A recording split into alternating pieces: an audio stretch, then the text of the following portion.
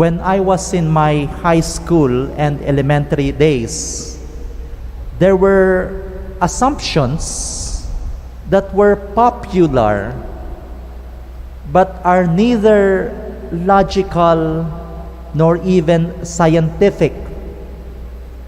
Ano tong mga to? Kapag hindi ka raw marunong mag-basketball, malamang volleyball ang sports mo. Non sequitur, it does not follow. Kapag matangkad ka daw, magaling ka raw sa basketball. Maybe there is a higher probability, but again, it does not follow. Kapag marunong ka raw sa mathematics, malamang mahina ka raw sa English.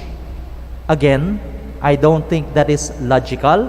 I doubt if it is even scientific. It is rather popular and simplistic. Why do I begin with that?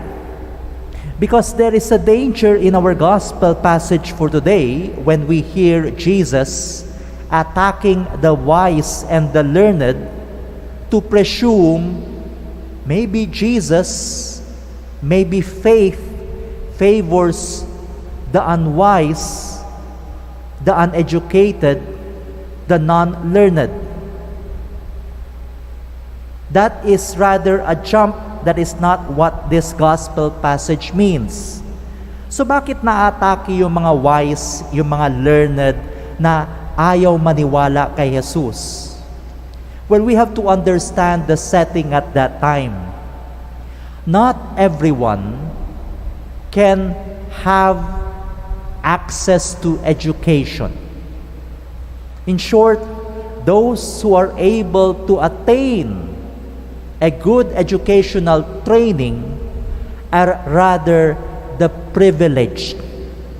Pinanganak na mayaman, pinanganak sa maayos na angkan, pinanganak na may kapit sa politika. And so they who were educated and at the same time are privileged sometimes use their education to protect their privilege as against those who are not learned. Dahil kayo'y hindi nakapag-aral, dahil hindi nyo alam ang scriptures, we will twist scriptures so that we can protect our privilege. There were simple people who were wise but could not have access to formal and privileged education. One example will be Jesus Christ, a mere son of a carpenter. Pero dahil sa grasya ng Diyos, dahil sa pagmamahal ng kanyang magulang, dahil most probably sa training from some semi-monastic communities in the desert, Jesus has had education. Not privilege, but proper education. So ngayong nagtuturo ang ating Panginoon sa mga simpleng tao that the Scripture is beautifully for them, that the Scriptures is about the love of God for all. Then He tells those who are the simple folks listening to Him and are amazed na mahal pala sila ng Diyos. Ang sabi ng ating Panginoon, "Blessed are you who are simple, who are childlike, who have not so much privilege in life, but right now have access to the teachings, to the love, to the miracles, to the presence of God. And woe to you who are privileged and who use this privilege to protect further your privilege, even if it means oppressing those who are not so privileged." At this point, I would like to recognize yung mga iniidolo ko sa SVD, especially those who were assigned to the lost, the least, the last. I have particular faces in mind na na-assign, for example, sa communities na kung saan may mga migrant lowlanders at may mga indigenous na tinaboy sa mga bundok.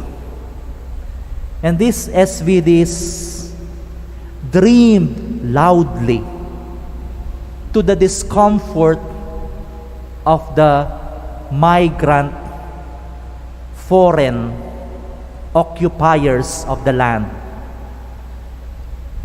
Ang mga SVD ito nagsabi na magtatayo tayo ng scholarship para sa mga indigenous people.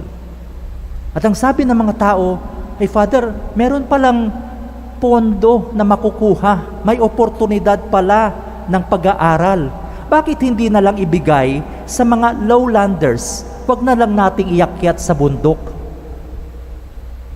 No. And these same SVDs dreamed louder. And they said, ang pangarap namin after ilang taon, kalahati ng lupa dito, pag-aari ng katutubo. At kalahati, pag-aari ng mga dayo. And the people were uncomfortable with that. Kasi lahat ng mga dayo, kaya nga tinaboy yung mga indigenous people para paghati-hatian yung mga lupang nakuha.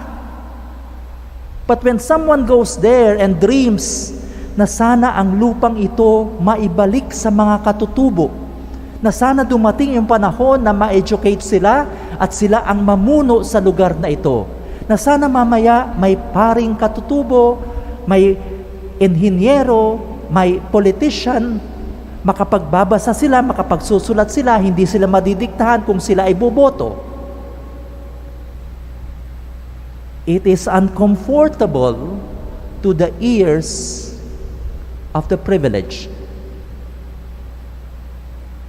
It is not good to the ideas of the ruling class. But we ought to love all.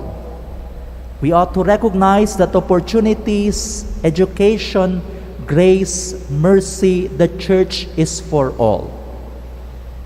So patuloy sana tayong mangangarap, especially for the least, the last, the lost. Again, this gospel is not for the unwise and for the learned. That is simplistic. This gospel is for those who have been driven away, who are less privileged, who are forgotten, who are not given importance.